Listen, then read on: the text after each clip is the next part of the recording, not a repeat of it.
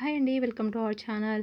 ఈ వీడియో వచ్చేసి అయితే నాగుల పంచమి రోజు మేమైతే పుట్టలో పాలైతే పోయనీకైతే నేను, అత్తమ్మ, పాప అందరం రెడీ అయ్యేసి వెళ్తున్నాం అనమాట. అండ్ మా హస్బెండ్ కూడా వచ్చారు. పాపను పట్టుకోవడం కష్టమైపోతుంది కదా పుట్టలో పాలు పోయడం అని చెప్పేసి మేమైతే నడుచుకుంటూ వెళ్ళిపోయాము. అక్కడ మా హస్బెండ్ అయితే రెడీ ఉన్నారు. పాపను అయితే తీసుకొని తను అయితే సైడ్లో ఉన్నారు. నేనైతే ఇంకా వీడియో తీసుకుంటూ ఉన్నాను. అత్తమ్మ అంతా రెడీ చేసేసి అక్కడైతే నైవేద్యం అవన్నీ కూడా పెట్టేసామన్నమాట. అక్కడ అటు సైడ్ అయితే ఒక పుట్టలాగా ఇట్లా రెడీ చేశారనమాట. అందరూ వచ్చేసి అక్కడే పోస్తున్నారు. ఒక్కటే దగ్గర అవుతుంది, చాలా లేట్ అయిపోతుంది. మళ్ళీ ఏంటి అంటే ఒకటే దగ్గర పోస్తే మొత్తం అవ్వట్లేదు. అంత ఎక్కువ మందే ఉంటారు కదా, సో అలా అనమాట. ఎక్కడ పోసినా పుట్టనే కదా, పుట్టని వాళ్ళు ఇంకా ఇప్పుడు మాడిఫై చేసేసి అలా చేశారు. ఇవన్నీ కూడా వర్షంతోని మొత్తం మట్టితోని ఇట్లా కవర్ అయిపోయింది.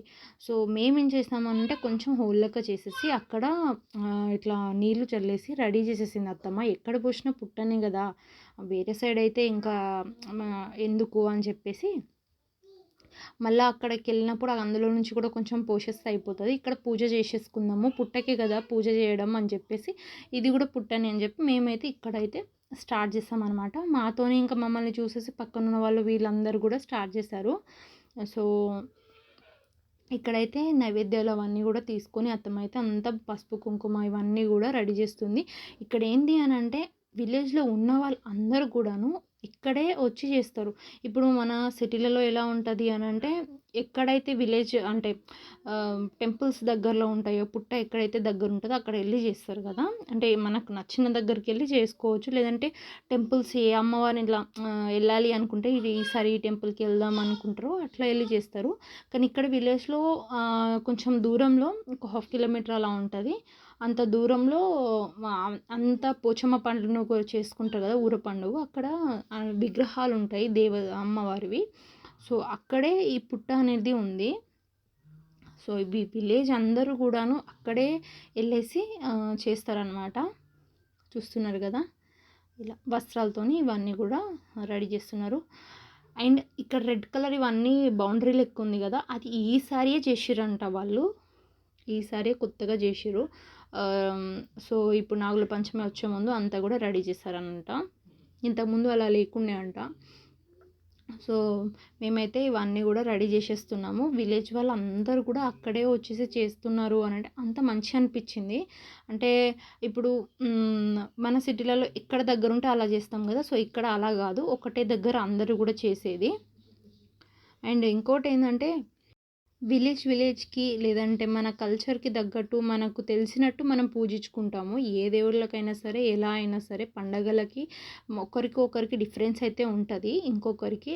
సో ఇంకొకటి ఏంటి అంటే ఇప్పుడు ఇక్కడ ఉన్న కల్చరు ఇక్కడ మా విలేజ్ది మీకు ఇది కొత్తగా అనిపించవచ్చు, డిఫరెంట్గా అనిపించవచ్చు. కాకపోతే వీళ్ళందరికీ ఇక్కడ మా అత్తమ్మ వాళ్ళు వీళ్ళందరికీ ఈ తరతరాల నుంచి ఇక్కడైతే విలేజ్లో వచ్చే ఆచారం అనమాట.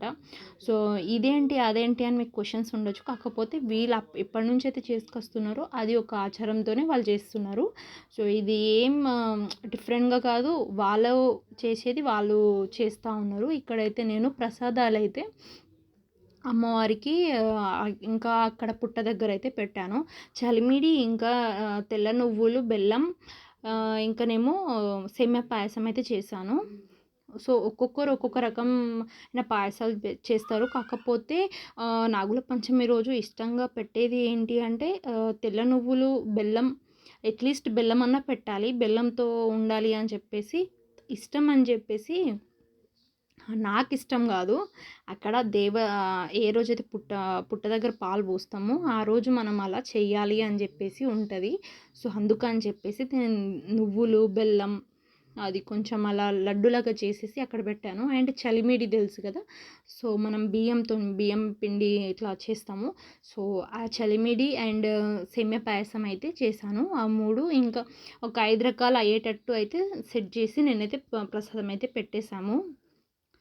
అండ్ అందరు కూడాను తెలుసు ఉంటుంది కదా, మనము రవ్వతోని చేస్తారు. సో అలా చేసుకొచ్చారు. బట్ నేనైతే ఇలా చేసుకెళ్ళాను నాకు తెలిసిన విధంగా. అండ్ ప్రాసెస్ మొత్తం చూస్తున్నారు కదా, ఇక్కడ దేవతలు వీళ్ళంతాను ఇలా ఉంటుంది ప్రాసెస్. ఇదంతా ఇక్కడ మా విలేజ్ది. మా అత్తమ్మ వాళ్ళ ఇంటి దగ్గరది.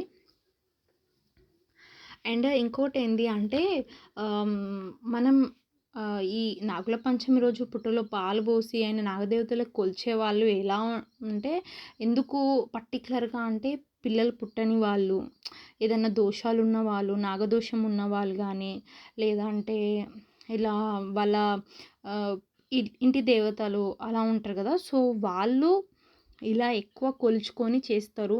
అండ్ పిల్లలు పుట్టని వాళ్ళు గూడా ఇలా మొక్కుకుంటే మాత్రం వాళ్ళకి పిల్లలు పుడతారని చెప్పేసి నమ్మకం. మన శాస్త్రంలో అట్లా ఉంటది అని జెప్పేసి నేను విన్నాను. అండ్ కొంచెం కొంచెం తెలుసు. అండ్ ఇంకొకటి ఏంటి అంటే మెయిన్‌గా చిన్న పిల్లలకి చెవులో నుంచి చీము రావడం అలాంటివి కొన్ని ఉంటాయి గదా!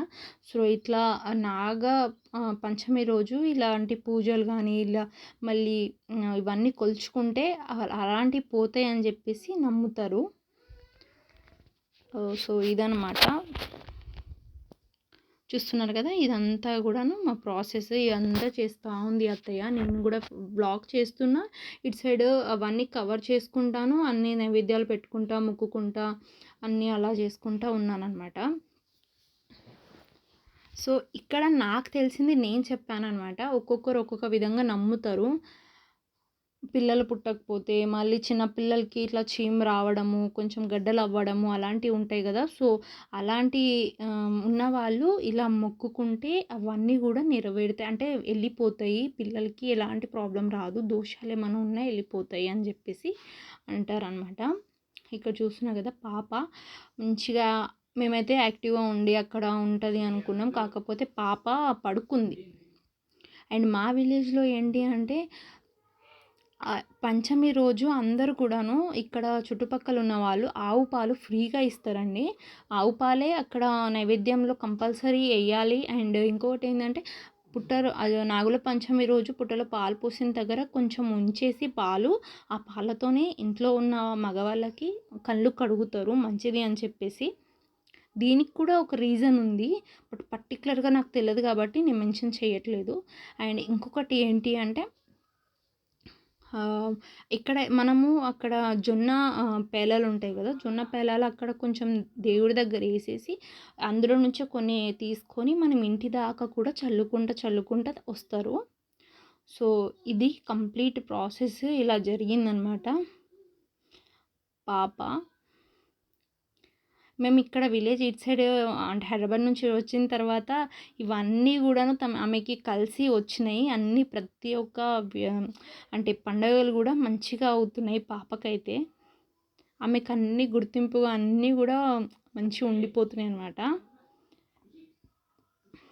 ఇక్కడ మంచిగా కడుగుతుంది. ఫస్ట్ టైం తను అలా. నాకైతే చాలా అంటే చాలా హ్యాపీ అనిపించింది. ఇంకా అలా కళ్ళు కడిగిన తర్వాత తాతయ్య ఎవరైతే కళ్ళు కడిగిపించుకుంటారో వాళ్ళు ఇలా కట్నం తీసుకొని కట్నం ఇచ్చేసి దీవెనలైతే తీసుకుంటారనమాట. సో, ఇలా ఉంటుంది. ఆడబిడ్డ చిన్న పిల్లలు ఇలా కడుగుతారు. ఇది మా తెలంగాణ సైడ్. అంటే మళ్ళీ వేరే సైడ్ వేరే రకంగా కూడా చేసుకుంటారు. బట్ తెలంగాణ స్టైల్‌లో ఇలా ఇటు సైడ్ ఇలానే చేస్తారు. అండ్ ఈ వీడియో వచ్చేసి కంప్లీట్ మా విలేజ్‌లో ఎలా జరుపుకుంటారో అదనమాట ప్రాసెస్.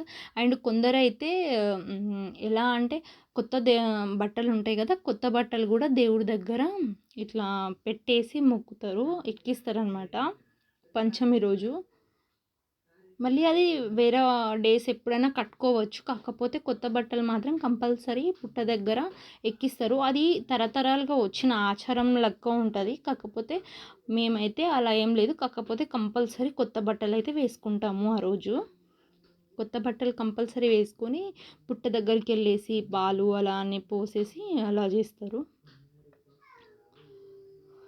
చూస్తున్నారు కదా! ఇక్కడైతే లాస్ట్‌కి అమౌంట్ అంటే ఇట్లా మా మామయ్య వీళ్ళందరూ ఇలా ఇస్తున్నారనమాట అమౌంట్.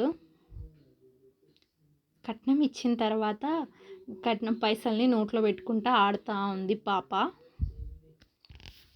సో, ఇదంతా ఈరోజు అంటే నాగుల పంచమి రోజు ఇలా జరిగింది. అండ్ ఒక్కొక్కరు ఒక్కొక్క విధంగా చేసుకుంటారు. చూస్తున్నారు కదా!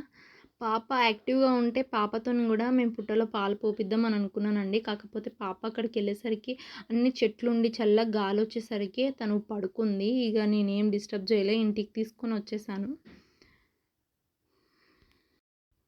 సో, ఇవన్నీ గూడాను మేము విలేజ్‌కి రావడం వల్ల మంచిగా సెట్ అవుతున్నాయి గదా!